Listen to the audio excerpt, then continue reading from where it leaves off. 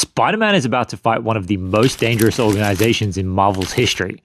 Not the Sinister Six, it's the Hand. And what's crazy is that most MCU fans probably don't realize this isn't the first time Peter Parker has crossed paths with them. In fact, Spider-Man has a surprisingly long history with the Hand in the comics. A history that connects him deeply to Daredevil, to Elektra, and to the Punisher, and to some of the darkest street-level stories Marvel has ever told.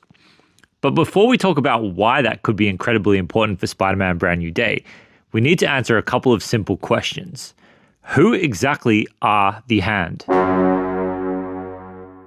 So, who are the Hand exactly? Now, if you've only watched the MCU, you might think that the Hand are just a bunch of ninjas. But in the comics, they're so much more dangerous than just that. The Hand are one of the oldest and most powerful criminal organizations in the Marvel Universe.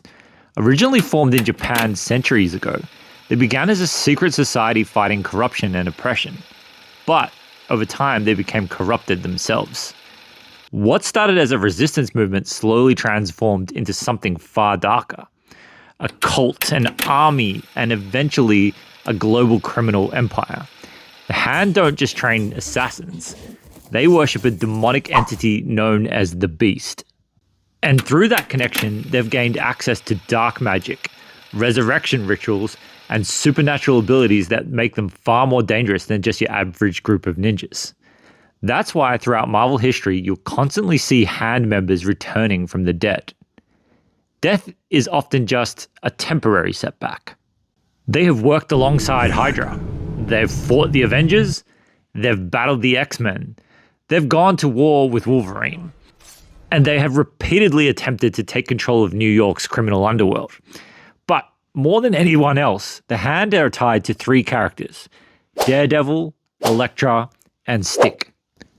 The Hand's greatest enemies belong to a rival organization known as the Chaste, whose entire purpose is to stop the spread of the Beast's influence.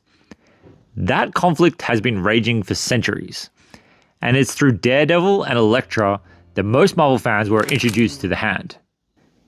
In fact, at one point, Daredevil actually became the leader of the Hand. Remember that, because it's going to become very important in a moment. Now, here's where things get interesting, because despite how important the Hand are in Marvel Comics, they're not really Spider-Man villains. They're Daredevil villains. Yet somehow, Peter Parker keeps getting dragged into their wars. One of the earliest major examples came in Amazing Spider-Man 424. Spider-Man gets caught in the middle of a conflict involving Elektra, the Hand, and a splinter faction known as the True Believers.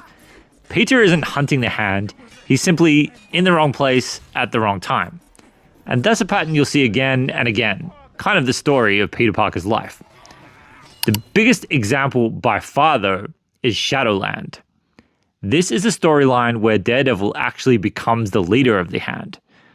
After killing Bullseye, Matt embraces increasingly extreme methods and builds a fortress known as Shadowland in Hell's Kitchen.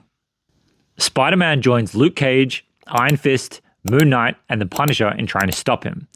And because Daredevil is leading the Hand at this point, Spider-Man finds himself battling Hand ninjas throughout the conflict.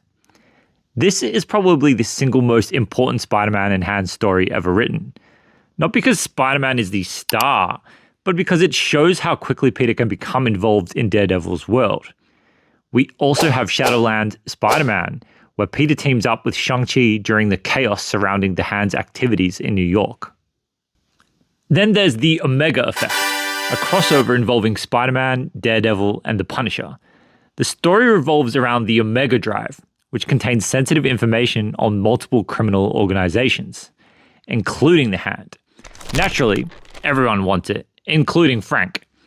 And naturally, Spider-Man gets dragged into another conflict involving Daredevil and the Hand.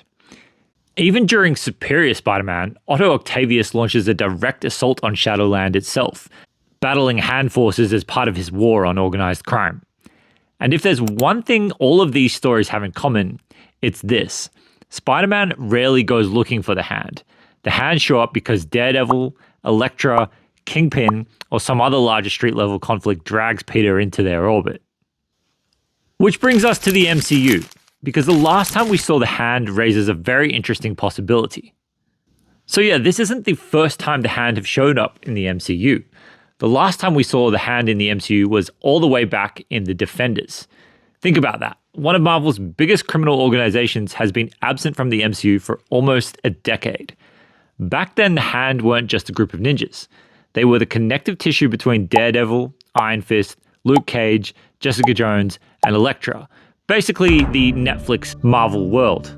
So, they're an ancient organization obsessed with immortality, resurrection, and dark mysticism. And by the end of The Defenders, it looked like they were finished. Midland Circle collapsed, and the leadership was wiped out.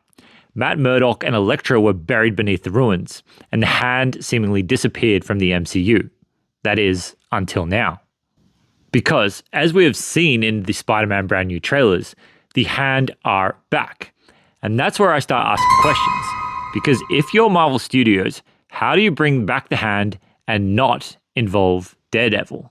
The Hand are basically to Daredevil what Hydra is to Captain America. They're his greatest enemy, his longest running war, the organization responsible for some of the most important moments of his entire history. The Hand gave us Elektra. The Hand gave us Stick. The Hand gave us Shadowland. At one point, Daredevil literally became their leader. That's how deeply connected they are. Now, add another piece to that puzzle.